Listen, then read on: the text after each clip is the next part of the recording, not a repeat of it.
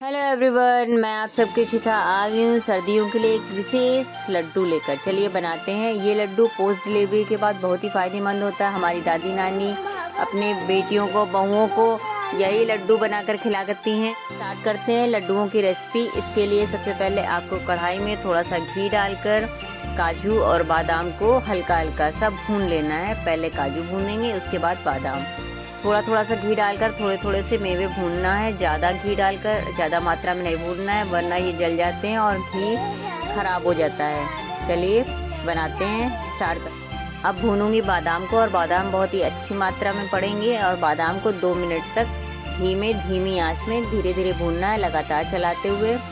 बादाम भून जाए उसके बाद मैं निकाल लूँगी। और बादाम भूनने के बाद मैं भूनूंगी गोंद को। गोंद आपको महीन वाला लेना है, मोटा वाला नहीं लेना है। अगर मोटा गोंद आ गया है तो आपको उसको धूप में अच्छे से सुखाकर कूट लेना है। कूटने के बाद महीन बिल्कुल कूट लेना है, उसके बाद आपको इस्तेमाल करना है। तो इसके लिए मैं घी डालूंगी कढ़ाई में और उसमें गोंद डालूंगी। थोड़ा मुट्ठी मुट्ठी पर गोंद करके 2-3 बार में भूनूंगी।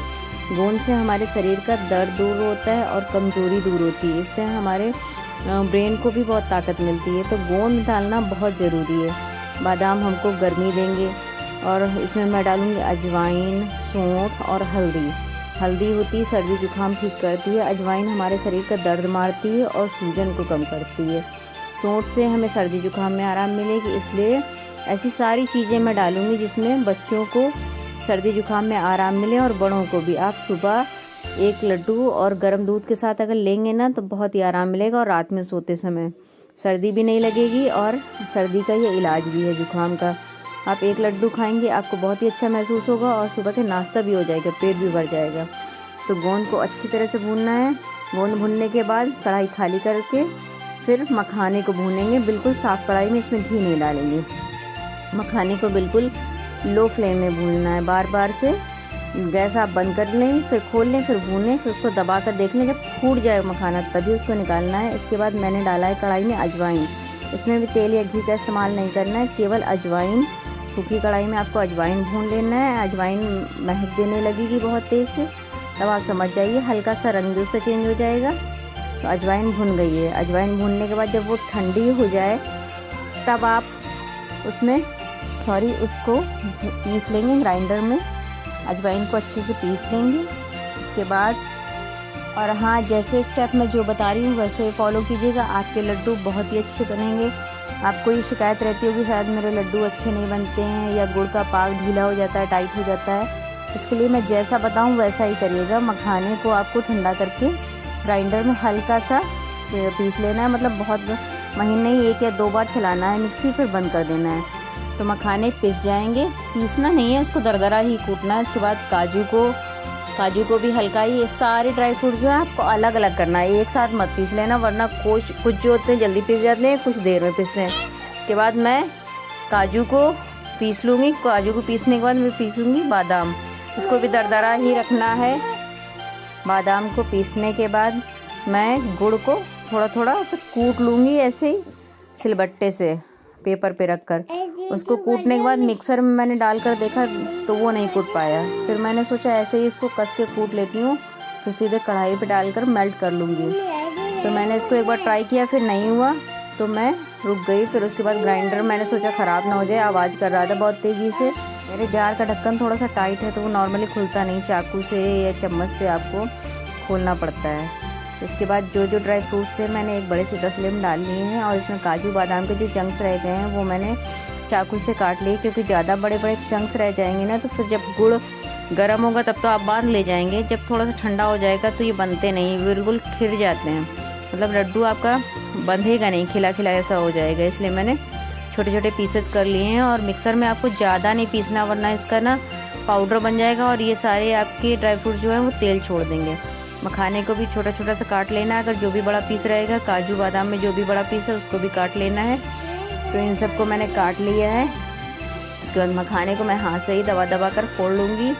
इसके बाद मैं जो गोंद था, गोंद को मैं कटोरी से आप या ग्लास की पेंदी से रगड़ कर उसको पीस लेंगे। इसमें मिक्सर में डालने की कोई ज़रूरत नहीं, क्योंकि अच्छे से ये खिला खिला सा है गोंद।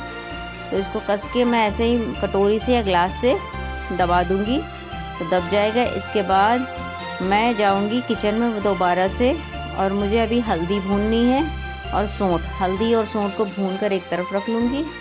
उसके बाद मैं गुड़ का पाक बनाऊंगी। और हाँ, आप बहुत ध्यान से देखिएगा, जैसे ये लड्डू मैंने बनाए हैं ना वैसे ही आपके बनेंगे, आपके बहुत ही अच्छे लड्डू बनेंगे। और ये लड्डू है ना सर्दियों की जान है। डिलीवरी के बाद ये लड्डू ज़रूर दिए जाते हैं अपनी बेटियों को या बहुओं को। सर्दियों में इन लड्डुओं को खाने से बहुत ताकत मिलती है और इन्हें ताकत के लड्डू भी कहते हैं। तो अब वापस से मैं किचन में आ गई हूँ। सूखी हल्दी कढ़ाई में भूनना है और हल्दी का कलर पहले पीला होगा, भूनते भूनते इसका देखिएगा हल्का सा ब्राउनिश कलर हो जाएगा, मतलब बहुत ज़्यादा जला मत लीजिएगा हल्दी, हल्का हल्का सा कलर चेंज हो जाएगा। उसके बाद आपको हल्दी को निकाल लेना है। उसके बाद मैंने सौंठ लिया था, सौंठ 100 ग्राम ली है, हल्दी 50 ग्राम और अजवाइन भी 50 ग्राम है। तो आप क्वांटिटी याद रखिएगा, इससे परफेक्ट टेस्ट आएगा। और एकदम सौंठ का हल्का हल्का सा जब ज़्यादा तेज़ से टेस्ट आता है ना तो वो जो गले में लगता है, गले में बहुत आराम देता है, जुकाम में भी आराम मिलता है। मैं ये लड्डू रोज़ एक खाती हूँ तो मुझे सर्दी जुकाम में बहुत आराम रहता है। इस समय बहुत ज़्यादा सर्दी पड़ रही है तो मैंने इसीलिए ये लड्डू बना कर रख लिए हैं सारे परिवार के लिए।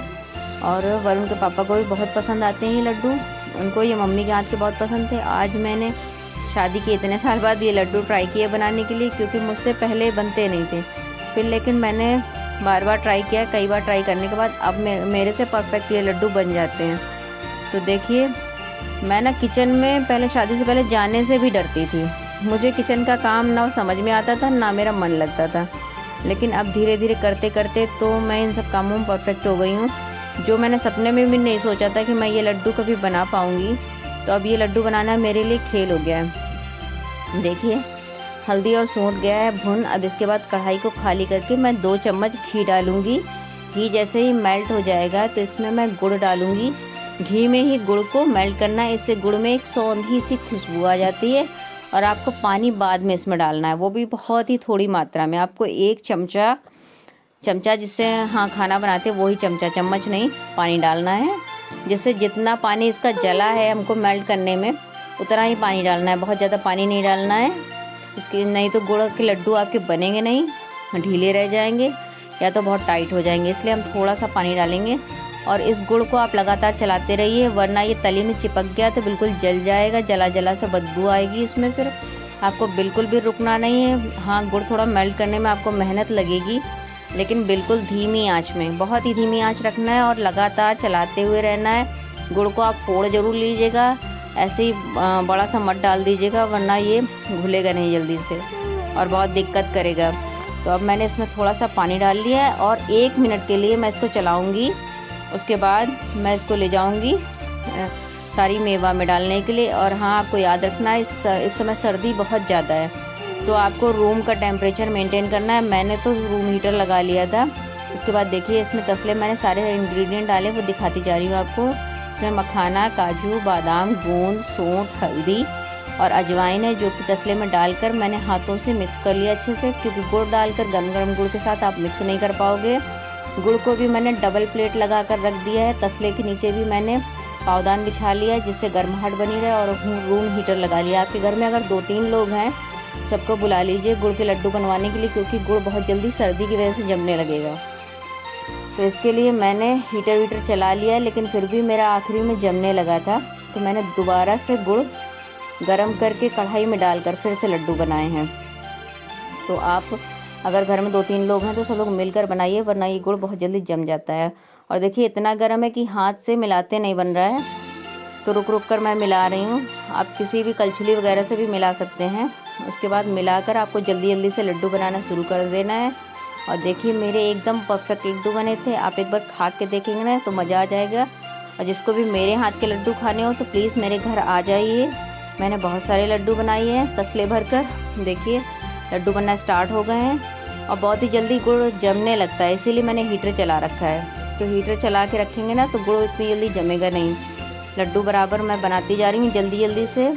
और घर में मेरे तो कोई रहता नहीं है मेरा जो हेल्प कर सके।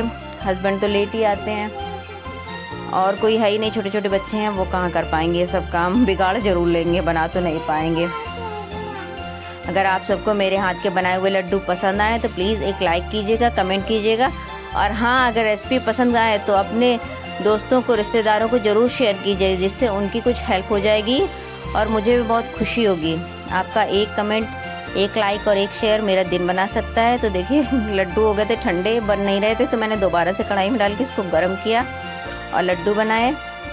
तो प्लीज़ मेरे ऐसे ही वीडियोस में बने रहिए। आप सबको पसंद आता है तो प्लीज़ लाइक ज़रूर किया कीजिए। आप सब लाइक करने में बहुत कंजूसी करते हो। और हाँ, जिसको मेरे हाथ के लड्डू खाने हो तो दौड़ कर आ जाए मेरे घर। So thank you.